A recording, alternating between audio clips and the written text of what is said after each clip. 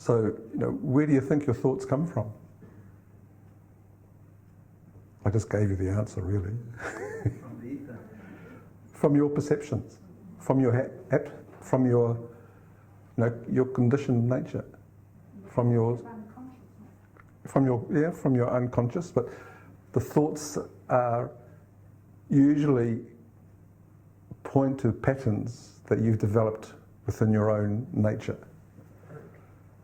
So by watching these thoughts, you can begin to recognize your patterns or the habits that you've developed in your life. Often they don't appear immediately when you have the thought. You have to dig a little bit deeper into it and ask yourself, okay, where did that thought come from?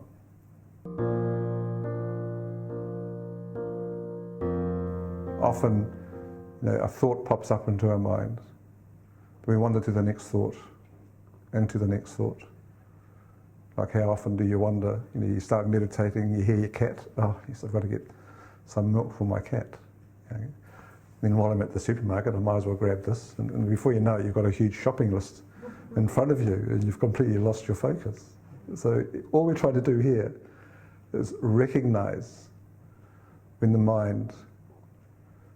thoughts start coming into our mind, and then bring our attention back to it.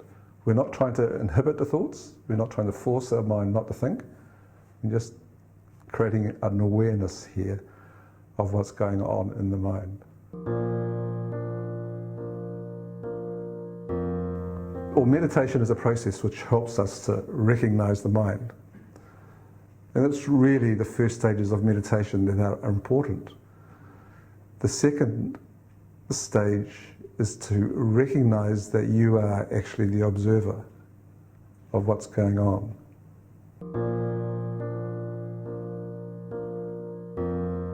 So how does the heart enter the mind? How do we move awareness to the soul? So essentially the practice is to learn to watch the mind, to be aware of the mind, and use your discrimination, your discernment with the thoughts that are happening or going through your mind, to be aware of them. And then ask yourselves, where did this thought come from? Is this thought true? Is it helpful?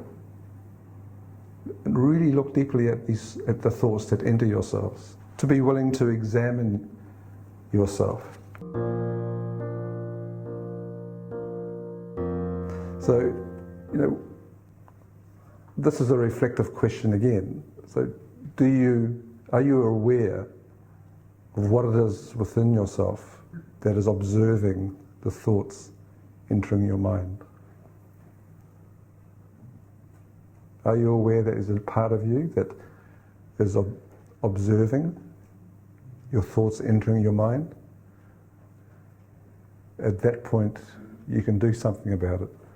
But when you start attaching yourself to the thoughts in your mind, then it becomes harder to detect those things. So the important point I'm trying to make here is to recognize that there is an observer within you. Some people call it a witness, that is aware of when a thought arises.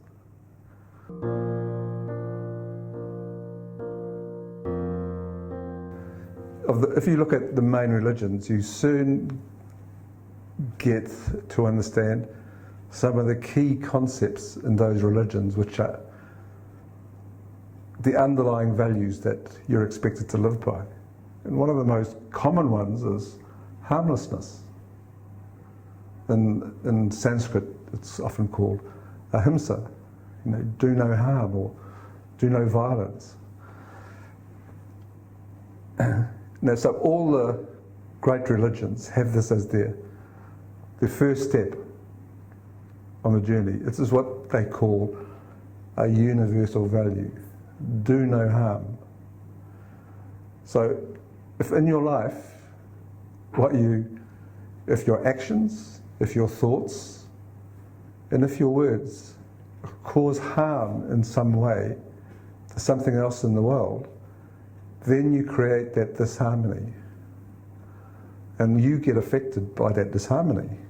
And when you begin to realize that this is an actual law of nature, and this is one of the ways that karma works, you really become much more responsible for what you do in this world.